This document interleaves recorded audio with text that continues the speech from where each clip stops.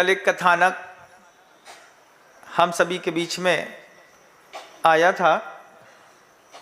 मंत्री, उसके हाथ से एक अंगूठी गुम गई। बड़ी मुश्किल से दिगंबर जैन मुनि के पास पहुंचा। महाराज ने उसको बताया कि जिस पुल के ऊपर खड़े होकर के तुम राजा से बात कर रहे थे, उसी पुल से वह अंगूठी कमल पत्र के बीच में गिर गई है। रात्रि में वो बंद रहेगा, सुबह खुलेगा। जब सुबह खुलेगा तो जाना, जाकर के अंगूठी उठा लेना। वो मंत्री सोचता है बार बार, ऐसा कैसा ज्ञान है कि जिसके माध्यम से बिना पूछे इन मुनिराज ने हमको वो बात बता दी जो हमारे मन के अंदर चल रही थी। ज्ञान को देख करके, सुन करके उस मंत्री को इतना आश्चर्य होता है। वो सोचता है अगर इनके बताए स्थान पर अंगूठी मिलती है, वापस मुनिराज के पास आऊंगा और आकर के इनसे कुछ और मांगूंगा। जाकर के दूसरे दिन सुबह सुबह उत्सुकता में जब वापस सरोवर के ऊपर उस बने हुए पुल पर वो मंत्री खड़े होते हैं, सूर्य का प्रकाश निकल रहा होता है। नीचे बिल्कुल स्वच्छ सरोवर, उसमें गुलाबी कमल, कमल में जैसे कमल खिलता है तो सूरज की रोशनी हीरे पर पड़ कर के 1000 गुना और प्रस्फुटित होने लगी। बहुत सावधानी के साथ मंत्री ने गोताखोरों से कहा कि एक भी कमल को नष्ट किए बिना वो जो अंगूठी दिख रही है उसको उठा करके ले आओ। सहजता में धीरे धीरे गोताखोर वहां तक गए, अंगूठी उठाई, हाथ में ली। मंत्री के हाथ में आई तो उस अंगूठी को हाथ में लेकर के मंत्री ने वहीं से मुनिराज को नमस्कार किया। जो कल सामने जाने में डर रहे थे, आज मुनिराज को वहीं नमस्कार करके वहीं से कहते हैं, भूयात पुनर्दर्शनम, शीघ्र दर्शनम। हे भगवान, आपके बहुत जल्दी दर्शन दोबारा उपलब्ध हो। अंगूठी को लेकर के राजा के पास गए। राजा को 3 दिन निकलने के बाद जब वह अंगूठी हाथ में दी तो राजा ने सहजता में पूछा, कहाँ थे?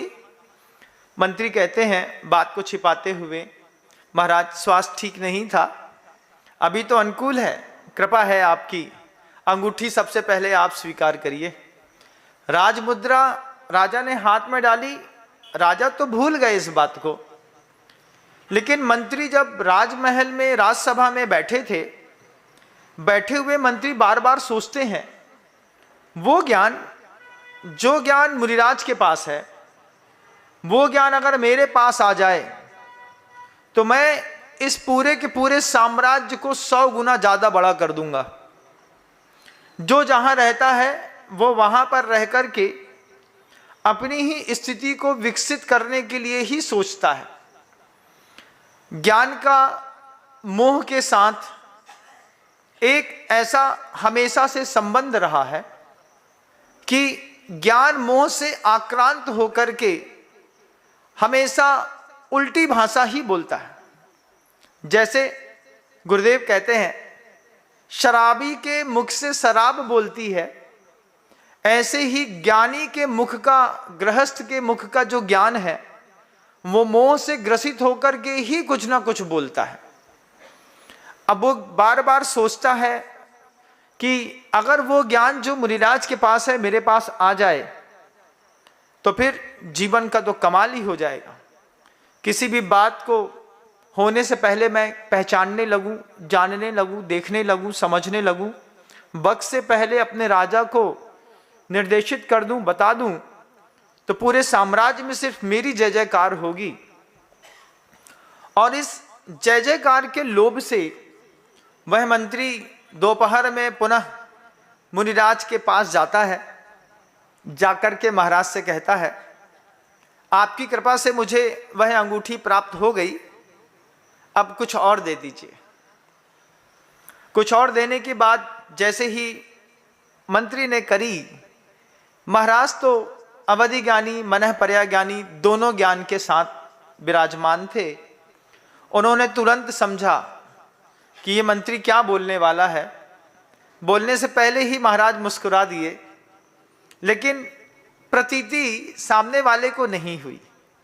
मंत्री कहता है, महाराज आपकी अगर कृपा हो जाए तो वह ज्ञान जो आपके पास है, वह ज्ञान मुझे मिल जाए तो मेरा जीवन धन्य हो जाएगा।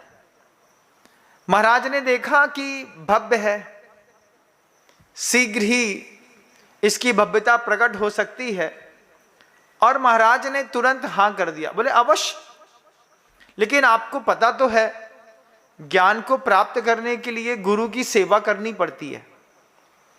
ये बात जैसे ही महाराज ने कही तो मंत्री कहता है, हाँ ये तो तय है, गुरु की सेवा करनी पड़ती है।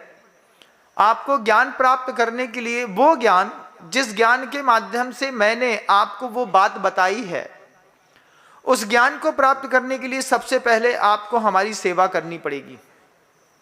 और सेवा भी ऐसी नहीं, हमारे जैसा बन करके हमारी सेवा करनी पड़ेगी। मुनि बन करके जब आप हमारी सेवा करेंगे तब हम आपको वो ज्ञान देंगे।